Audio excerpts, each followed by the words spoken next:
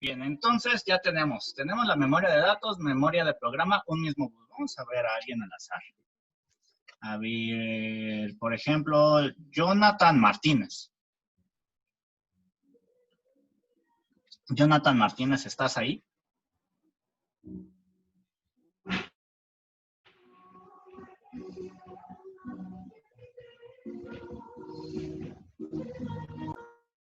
Ok, Jonathan. Nos está contestando por el chat. Bien. ¿Qué ventaja o desventaja le verías de utilizar el mismo bus, reutilizar el mismo sistema en este tipo de arquitectura? ¿Qué desventaja o ventaja crees que habría?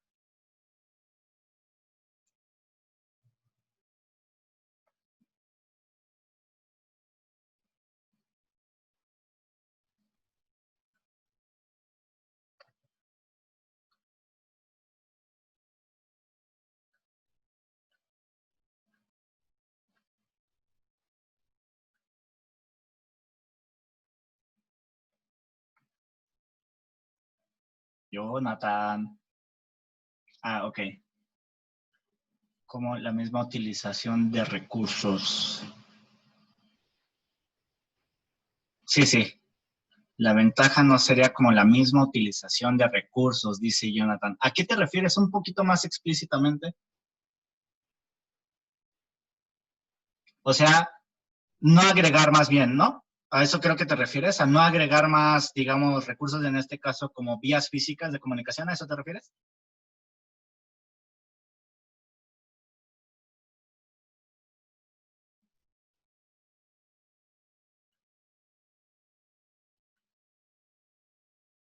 Sí, algo, ok, algo. Bien, entonces, ok, Jonathan nos dice que nos ahorramos cosas físicas, conexiones físicas. Ahora, por ejemplo, vamos a ver si está otra persona al azar. Está Rodrigo Muñoz.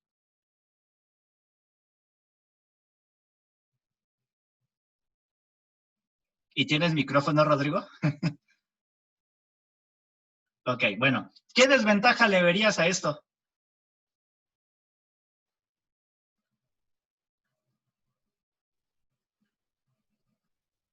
Exacto, pero ¿por qué sería lento?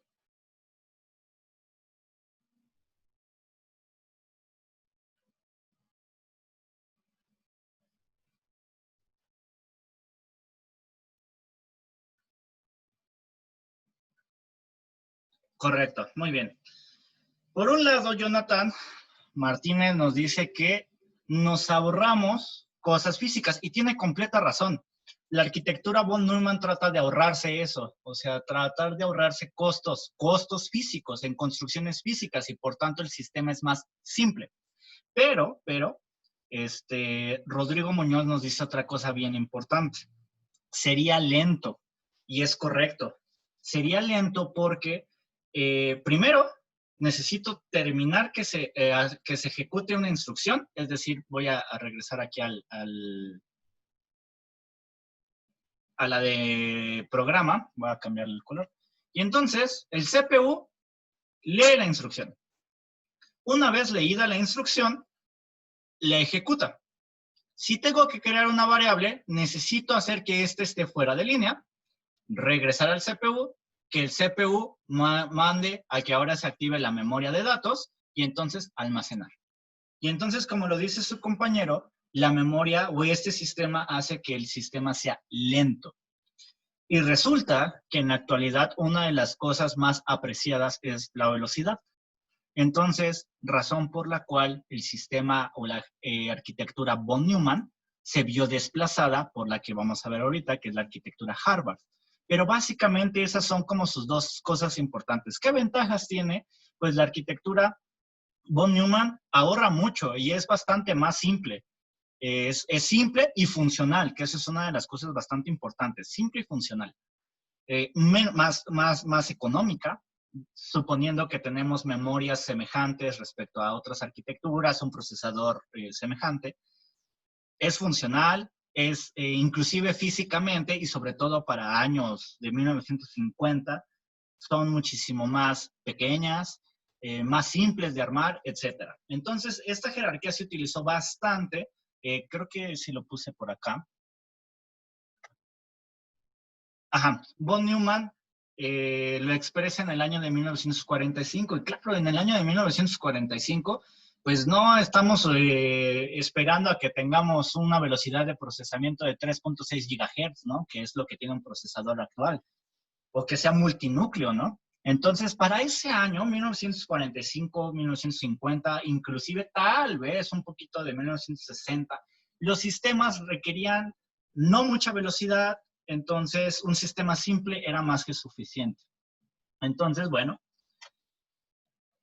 Sin embargo, como ya vimos, la ley de Moore nos dicta que conforme pase el tiempo, de 1950 y llegamos hasta 1970, si quieren, pues nos dice que la tecnología avanza y avanza a pasos agigantados y súper rápido. Exponencialmente, todavía peor, ni siquiera linealmente, es exponencial. Entonces, viene la propuesta de una nueva arquitectura, que es la arquitectura Harvard, y ¿qué diferencia tiene? Pues es que la arquitectura Harvard separa por completo estas dos memorias, como lo tenemos aquí. Entonces, Harvard dice, ¿sabes qué? Yo creo que tienes procesadores muchísimo más poderosos, y al tener procesadores cientos, en esos años, cientos de veces más poderosos, yo creo que aunque te tardes, aunque tengas que construirlo un poquito más y tengas más conexiones, pero yo creo que puedes hacer las cosas muchísimo más rápido con los nuevos procesadores. Y entonces, la propuesta en esta arquitectura es que se separan las dos memorias. Por un lado, tengo la de instrucciones. Por un lado, tengo esto que es la memoria de instrucciones, en donde única y exclusivamente, como ya tal cual lo comenté, voy a guardar mi programa. Y entre paréntesis voy a ponerle instrucciones. Instrucciones. Reitero, perdón, una fea letra. Y por otro lado, la de datos, es decir, la memoria que me va a ayudar, por ejemplo, en donde voy a poder guardar datos como después de un cálculo de variables, o después de haberle hecho una operación, o simplemente guardar datos, y bueno, entre muchas cosas, ¿no? Entonces, tenemos estas dos cosas por separados, y entonces, pues, ahí se hace inverso, ¿no? Lo que nos decían sus compañeros. Pues sí, esto tiene como desventaja que la construcción física, y sobre todo para esos años, es un poquito más elaborada, es una construcción que aparte tiene, es más costosa en el sentido de que hay que meter más componentes. ¿Por qué? Pues porque al menos mínimo hay que meter los buses, reitero que son conexiones físicas, ya sean alambres, ya sean pads de cobre, en la forma en que lo hicieran. Entonces llega a ser más costoso. Sin embargo, esta arquitectura, por otro lado, incrementa la velocidad. Incrementa velocidad de ejecución. Entonces, bueno, pues ahí tenemos las dos arquitecturas. Son arquitecturas no únicas, eso sí. Hay otro tipo de arquitecturas, pero son arquitecturas de las más famosas, ¿no? Bien, entonces, ¿hasta aquí alguna duda?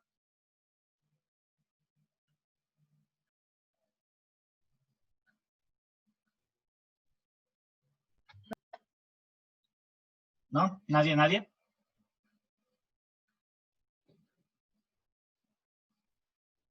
Ok. Bien. Entonces, acá vuelvo a poner los mismos diagramas, porque me gustó en realidad más pero porque ahí sí se ven las conexiones físicas. Acá arriba lo maneja como un bus, ¿no? Que justamente acá te dice O sea, es lo mismo. Te dice cuántas conexiones hay en realidad. Aquí hay 14, 10, 8, 9. Pero me gusta más porque pues lo maneja desde un principio físico, ¿no? O sea, la cantidad que hay, ¿no? Entonces, pues reitero, en este caso, las memorias están traslapadas y se utilizan los mismos buses. Y en la arquitectura Harvard no, son diferentes. Que ya aquí es también por eso que lo volví a poner, ya nos dicen más, un poquito más expresamente el tipo de memorias que se utiliza para cada uno. Nomás que ahorita no lo hemos visto así como tal.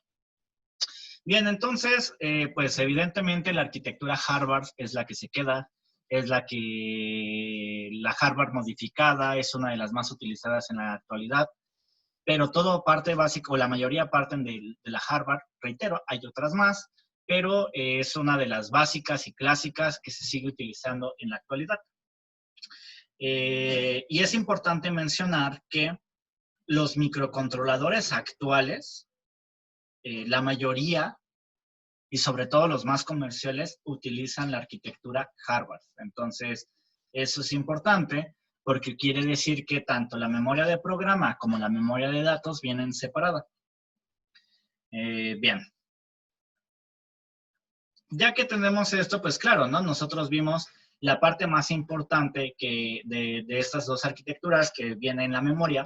Sin embargo, ambas dos arquitecturas, tanto Harvard como von Neumann, centrémonos ahorita en la arquitectura Harvard, tienen otros componentes, no son componentes únicos. Aparte de las dos memorias que tenemos, pues evidentemente ya vimos el CPU, que muchos de ustedes lo habrán escuchado en muchas cosas, que es unidad central de proceso, o en inglés Central Processing Unit.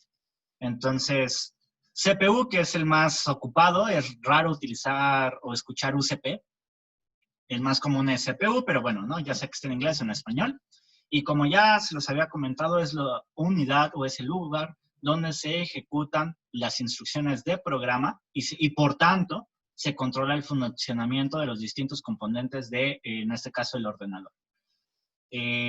Comúnmente y coloquialmente en la actualidad, CPU, microprocesador y procesador son equivalentes. Se utilizan de forma indistinta. Antes se hacía diferencia entre cada uno, sobre todo entre microprocesador y procesador, porque no es lo mismo, me voy a regresar tantito a esta, no era lo mismo utilizar un procesador que físicamente hablando era más grande en estas, por ejemplo, mainframe, que eran del tamaño de un cuarto entero, a los que se utilizaban en las personal computer, porque al final de cuentas, cuando todavía tenemos personal computer, todavía hay macrocomputadoras que seguían ocupando el tamaño, ¿no? de una habitación. Entonces, para estos años seguían existiendo, a pesar de que ya se había creado la personal computer. Entonces, no es lo mismo, o no era lo mismo en esos años, el tamaño de un procesador de una computadora personal al tamaño de una mainframe, ¿no? O sea, para nada, nada que ver, ¿no? O sea, físicamente hablando, sí tenían muchas diferencias de tamaño. Entonces, para ese tiempo, pues sí, se distinguía como procesador a los que eran más grandes, hablando físicamente, y microprocesador a los más pequeños. En la actualidad, eso ya no existe. Bien, entonces, a su vez, estos procesadores, algo que comentaba uno de sus compañeros, responden a su vez a algo que se llama a la arquitectura RISC. Ahí podríamos cambiarle. Responden como parte de la arquitectura Harvard, tienen el modo RISC. ¿Qué es eso? Todos los microprocesadores, inclusive los actuales, tienen un juego de instrucciones, una cantidad de instrucciones ya definida. O sea, cada fabricante. Si Intel creó el procesador, Intel te dice, estas son las N instrucciones que tú puedes utilizar. Si Atmel, que es otro fabricante, lo crea, te dice, yo creé estas. No sé, ¿alguno de ustedes ya llevó o ya conoce las FPGAs?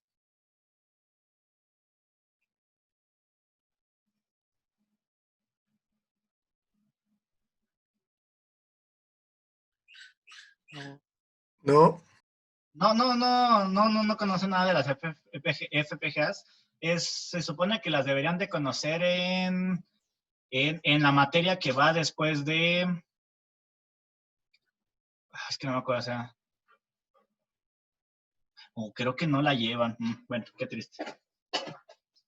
¿Qué otra materia de electrónica llevan después de circuitos lógicos, micros? PLC. ¿Cómo? PLC. PLCs, otra de PLCs. No.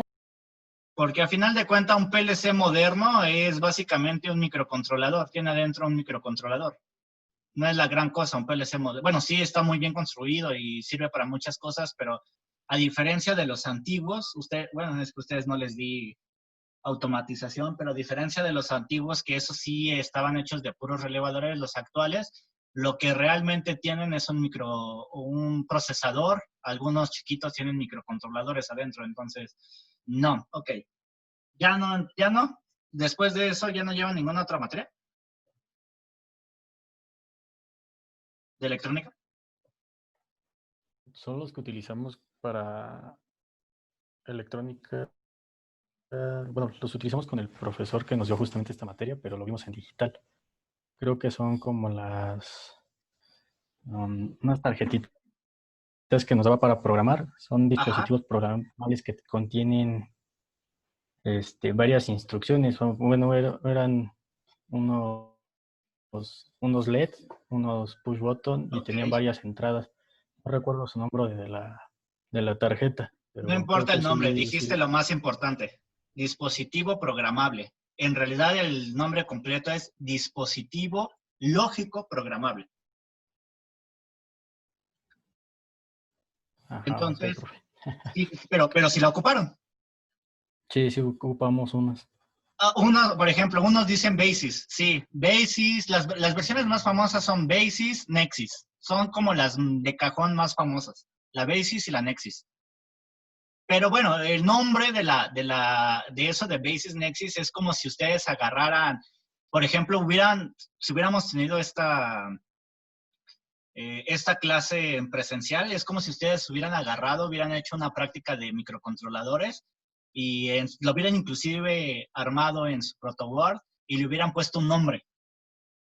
Eso se refiere a Basis Nexus, o sea, no. El nombre generalizado, lo que tiene como ejecutor de todo lo que hacen es, tienen un dispositivo lógico programable. Entonces,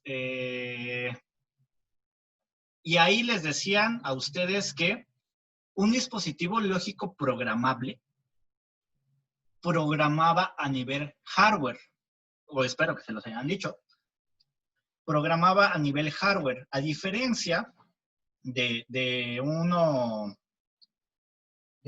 microcontrolador o un microprocesador, ese se programa a nivel software. Entonces, de ahí parten. ¿De casualidad llegaron a embeber algo en la Basis, por ejemplo?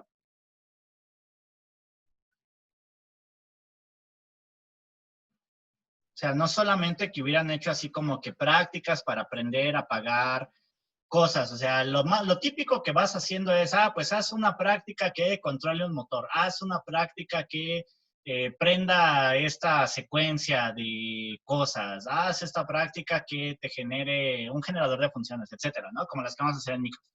Embeber significa haber ustedes mismos creado otro, digamos, un subchip dentro de la Basis.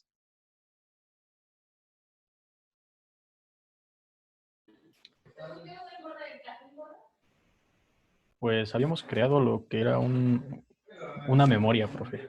Y también, bueno, mi equipo y yo esa vez creamos una caja fuerte. La memoria, esa es la parte importante, la memoria. Utilizamos toda la memoria que el profesor nos enseñó a usarla. Ok, eso podría ser parte. Imagínate que tú hubieras agarrado esa memoria y entonces la hubieras dividido en dos y hubieras agarrado una para memoria de datos, Ajá. una para memoria de programa, y aparte hubieras creado, si recuerdan, en VHL se puede crear bloques, y hubieras creado un bloque de procesamiento. ¿Estás de acuerdo que tú podrías haber creado como la arquitectura que estamos viendo, no? O sea, sí, profe. Tiene sentido, ¿no? Lo que te digo, o sea, al final podrías haber hecho tú. Y entonces la parte, eso es embeber. Quiere decir que dentro de algo que tiene un propósito general, crear algo que ya existe en el mercado, pero que se puede embeber, es decir, introducir, crear por ti mismo en este tipo de dispositivos lógicos programables. Entonces, llega un punto en el que inclusive tú, por ejemplo, como dices, yo pues, utilicé toda la memoria y de la BASIS, por ejemplo, e hice una caja fuerte. Si lo hubieras agrandado y hubieras hecho la misma aplicación, pero con lo que te digo, que es con las dos memorias y una unidad de procesamiento, tú podías definir o tú pudieras haber dicho, yo ya embebí este procesador y este procesador tiene este set de instrucciones. Tú, como programador, las puedes crear. O sea, la persona que hizo C, la persona que creó C, que fue Denise, no me acuerdo qué, las instrucciones que actualmente utilizamos son porque a ella se le ocurrió decir, ¿qué condición? Pues utilizo if. Pero bien pudo haber hecho cualquiera. Es decir, si tú embebes algo en la actualidad como ocio, puedes llamar que una instrucción comparadora, a lo que le llamas, en este caso puede ser con un if, en la actualidad lo conoces así, tú le pudiste haber puesto lo que quisieras, ¿no? Perrito, ¿no? Por ejemplo. Entonces, a eso es lo que quiero llegar. Cada procesador tiene un set de instrucciones propias que ayudan a que se ejecuten las instrucciones. Son propias y son muy propias de cada fabricante. Entonces, cada procesador tiene algo así único, casi único, que el fabricante le puede poner como quiera, como se le hinche, el nombre que sea. Si se quiere acoplar a lo ya existente, lo puede hacer, pero si le quiere cambiar, también lo puede hacer, porque él es el fabricante y él puede cambiar la forma de hacer estas instrucciones. Entonces, a eso se refiere básicamente eso de arquitectura RISC. ¿Qué quiere decir eso? Bueno, sí, yo fabricante, creé mi procesador, pero pues tampoco me manché, ¿no? Y puse alrededor de 30, 35 instrucciones. Solamente existen esas. Por eso se llama RISC, que es computadoras de juego de instrucciones reducido. O sea, yo con estas 30, 35 instrucciones, que más o menos es el rango que manejan las RISC, yo te garantizo que puedas hacer y manejar todo lo que te ofrece mi microprocesador o inclusive microcontrolador. Con estas solitas 35. Entonces, eso es a lo que se refiere el RISC. La cantidad de instrucciones que tiene un procesador o microcontrolador internamente. Entonces, estamos hablando de que esta programación se lleva desde un nivel muy bajo. O sea, desde ya de plano conozco cómo se mueve cada línea, cada conexión, cada todo, ¿no? Pues obviamente el fabricante lo debe de conocer, ¿no? Entonces, a eso se refiere RISC. Entonces, reitero, RISC, a que así se le llama arquitectura RISC, es como una subarquitectura o como una parte modular, una de los componentes de la arquitectura general, que es la arquitectura Harvard, ¿ok? Entonces, para que lo contemplen. Reitero, hay varias. Hay RISC, hay CISC, hay CISC con S, y entonces, por ejemplo, la CISC, eso ya no se los puse aquí, ya no lo... no, como no se utiliza ya tanto, pues básicamente el CISC, que es otro tipo de arquitectura, en el sentido hablando de juego de instrucciones. Entonces recuerden, RISC, CISC y CISC son arquitectura en las instrucciones. Quiere decir complex. Bueno, esta es la parte más importante. Complex Instruction Set y no me acuerdo, of computers. Ajá, complex. La I es de instructions, es set of computers. Y entonces, pues el fabricante te dice, pues este microprocesador o microcontrolador es CISC, quiere decir que yo me emocioné bastante y la verdad puse muchas más instrucciones. ¿Qué desventaja tienen los CISC? Es que como son más instrucciones, si bien sus instrucciones tienden a ser más potentes, quiere decir que pueden hacer muchas más cosas, tienden a ser más lentos, justamente porque con esa potencia requieren de utilizar muchos recursos para poder realizar algo. Entonces, bueno, son dos jerarquías básicas, dos arquitecturas, la CISC y RISC, y reitero, hay otras como la CISC, pero con S, y hay otras más, pero bueno, esas, las más comunes son CISC y RISC. Y esas, a su vez, reitero, son arquitecturas correspondientes al set de instrucciones, que es parte de la arquitectura general de las instrucciones. Por eso al principio les hablaba de arquitectura de sistemas en general, porque tenemos la arquitectura de computadoras, tenemos la arquitectura del juego de instrucciones, pero al final la generalización, en este caso de la computadora, es Harvard, von Neumann. A su vez, estos dos pueden utilizar diferentes tipos de microprocesadores o microcontroladores. Ahorita vamos a hablar de microprocesadores y te dicen que pues resulta que ambas dos arquitecturas a su vez pueden utilizar otras arquitecturas del juego de instrucciones, que son RISC y CISC, y a su vez, por ejemplo, pudiera haber otras de las memorias, ¿no? Por ejemplo. Pero bueno, a ella no se les llama, no convencionalmente son las arquitecturas, no se le llama arquitectura, pero sí tipo de tecnología, que es algo también muy famoso. Pues no es lo mismo una memoria RAM a una memoria EEPROM, que las vamos a ver ahorita adelante, y dentro de la RAM no es lo mismo una SDRAM a una DRAM, que son Static RAM y Dynamic RAM, no es lo mismo. Entonces, bueno, el punto es que comenzamos de una generalización, arquitectura de una computadora, y después en cada uno de sus componentes podemos encontrar diferentes arquitecturas o subarquitecturas, si lo quieren llamar así. ¿Sí me explico con esto?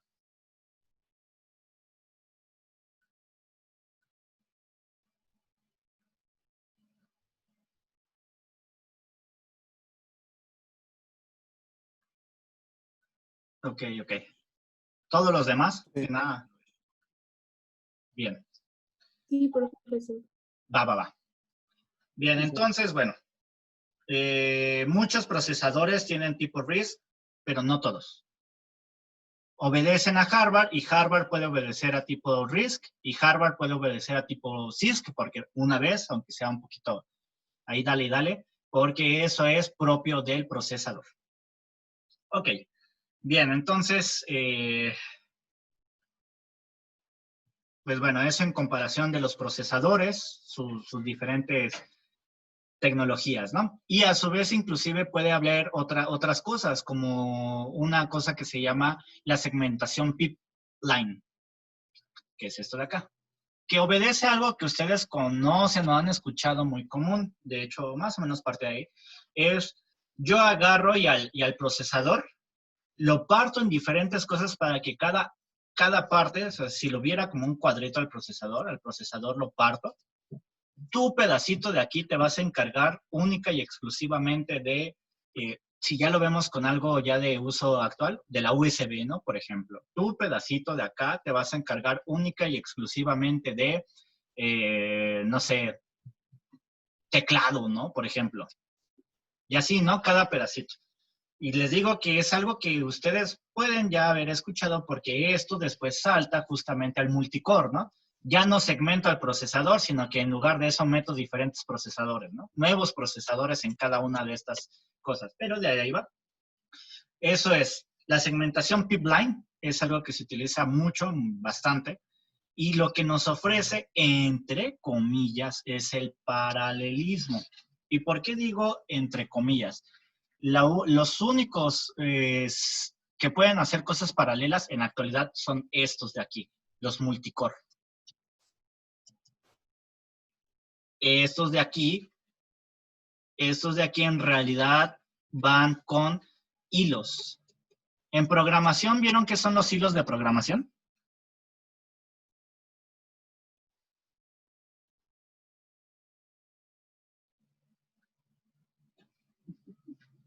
No. Los hilos de programación es un procesador cualquier tipo de procesador es serial. Quiere decir que necesite ejecutar una instrucción, terminarla, ejecutar otra, terminarla, ejecutar otra y así, serialmente. A diferencia de una FPGA que puede ejecutar de forma paralela, verdadera. Los hilos de programación lo que hacen es tratar de emular el paralelismo, aunque sea serial. Es decir, yo tengo 5 procesos, ¿no? Aquí. 5 procesos, los que ustedes quieran, no importa. La programación en hilos, bueno, antes de eso, la programación común te dice que yo necesito realizar este proceso, lo termino, realizo este otro, lo termino, para irte pasando a cada uno. ¿Por qué? Pues porque es serial. Entonces necesito terminar uno para ir en otro. La programación de tipo hilos, que es justamente esto que intenta hacer, emular el paralelismo, te dice, ya sé, para emular o tratar de dar esa idea de que de todo se hace paralelamente. Por ejemplo, ahorita en la computadora, ¿qué estoy haciendo? Tengo el apunte abierto, estoy exponiéndoles a ustedes a través de la apertura de otro programa que es Zoom, y aparte tengo otras aplicaciones abiertas y etcétera. Entonces da la impresión de que yo puedo hacer cosas al mismo tiempo, ¿no? O sea, como enseñarles a través de Zoom y después mostrarles al mismo tiempo y a su vez está conectado a internet y etcétera, ¿no? Entonces da la impresión de que tienen procesos en paralelo.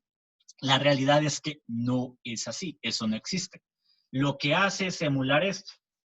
Hago un pedacito de acá, me salto, hago otro pedacito de acá, hago esto, me salto acá, luego otro pedacito de aquí, llego al otro, hago un pedacito de acá y regreso. Hago otro pedacito de acá, hago otro de acá y así me voy. Y así me voy por cada uno. Para procesadores lentos, evidentemente esto tardaría décadas, pero si yo tengo un procesador que es súper rápido, como los actuales, pues resulta que yo al final voy a ver como si esto se estuviera haciendo paralelamente. Eso es la programación multihilo o por hilos. Y se ocupa, Windows la ocupa, cualquier sistema computacional en la actualidad lo ocupa. Se valen de la velocidad de procesamiento que es muy alta, pues estamos hablando de gigahertz, de tal manera que para nosotros lo vemos como si fuera paralelo, pero la realidad es que si yo agarrara y alentara la velocidad de procesamiento de mi computadora, vería algo así. Vería que a lo mejor primero le tendría una palabra por palabra hola. Y lo envía y se espera hasta que se envíe. Después hace un refresco en la pantalla, es decir, me muestra el PDF y lo ejecuta. Después, si yo estoy dibujando así como ahorita, hace el dibujo. Pero lo vería que primero hace este, termina, hace este, termina y hace este. Y entonces, mientras, por ejemplo, estos mensajes que yo les estoy poniendo por aquí justamente en este momento, hasta que haga todo esto, yo no podría enviarles mensajes. Quiere decir, o no podría dibujarles. Quiere decir que a lo mejor inclusive yo vería la pantalla en negro mientras les está enviando o escribiendo o haciendo otra cosa a mi computadora. Entonces, pues resulta que las computadoras se mueven en serie, pero se mueven tan rápido que se mueven a través de estas cosas que son por hilos y dan la apariencia de que son en paralelo. Entonces, esa es la idea también de segmentar físicamente un procesador, que cada quien se dedique a una sola chamba, pero resulta que, pues sí, el pipeline lo divides, cada quien se dedica a un algo, pero resulta que la verdad es que yo necesito pararme aquí, ejecutarlo, me voy acá, ejecuto, me voy acá, ejecuto, así, y voy uno por uno. Al final voy uno por uno. Si bien yo ya sé, y eso es lo que ayuda a que sea más rápido, yo ya sé que cuando llegue aquí, lo único a lo que me debo de dedicar, por ejemplo, les ponía su USB, aquí a teclado. Teclado. Y aquí a pantalla, ¿no? Por decir algo. Entonces yo ya sé que me tengo que dedicar única y exclusivamente a eso, ya no me hago bolas con lo demás. Pero al final de cuentas tengo que ir saltando una por una. En nuestros procesadores, cuando yo tengo un multicore, pues ya un multicore lo que hace es hacerlo todo por independiente, pero al final cada core sigue teniendo esta segmentación. Entonces es una subsegmentación para seguir haciendo lo mismo. Entonces, ¿hasta aquí alguna duda?